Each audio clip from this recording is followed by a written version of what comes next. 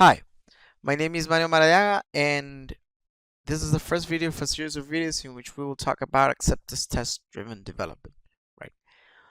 Because this is about acceptance tests, we will have a higher emphasis on UI automated tests, right? So let's start explaining about what exactly is acceptance testing. So acceptance testing is the process of developing a series of tests on an existing piece of software that satisfy all the acceptance criteria that define the correct behavior of the mentioned piece of software.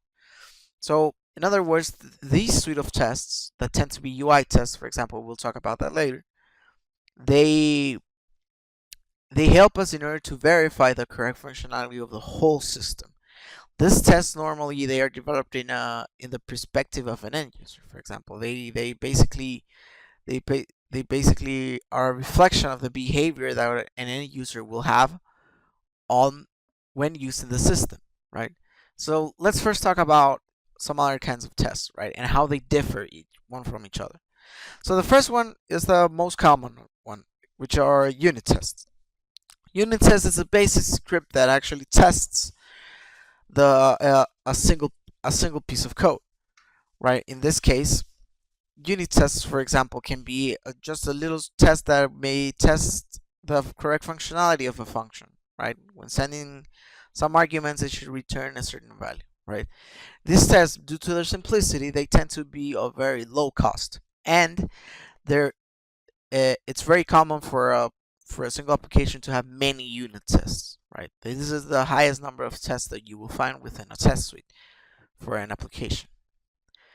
So the next kind of test is an integration test. Integration tests tend to be tests that in which our application interacts with another system or sometimes creates, let's say, has certain I/O operations that may take a bit longer, right? Because of this, they tend to have a higher cost than unit tests because their performance is way slower due to the external interaction. Sometimes you can make a request to an external API. Sometimes you have to wait for an I/O operation to a certain device, for example. An example of an integration test would be basically testing certain functionality that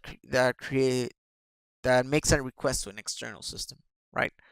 The request would actually take a bit more time.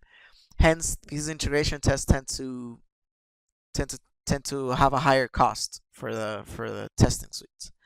And last but not least are the UI tests. We will be emphasizing on the UI tests.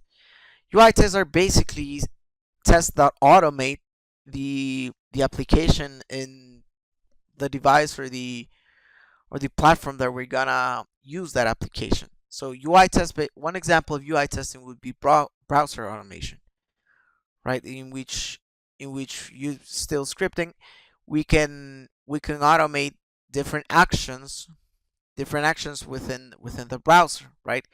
Basically simulating what the end user would do, like clicking on a button, scrolling down a view, waiting for something to happen, the site, etc.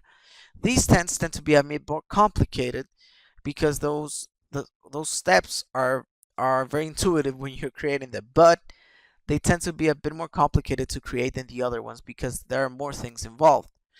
Besides that, browser automation tends to take more time, like way more time, right? Because normally they still have to do the interaction that integration tests do, waiting for requests, things like that. So these tend to be the tests of higher cost in the whole system. And due to their development difficulty and their high cost, they tend to be the the least common type of test that you'll see.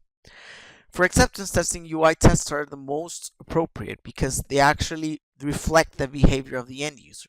We can see exactly what the end user will do. So if these tests actually run the way we want them to, we basically guarantee that given functionality will work for the end user as well. In the next video, we'll talk a bit more about these tests.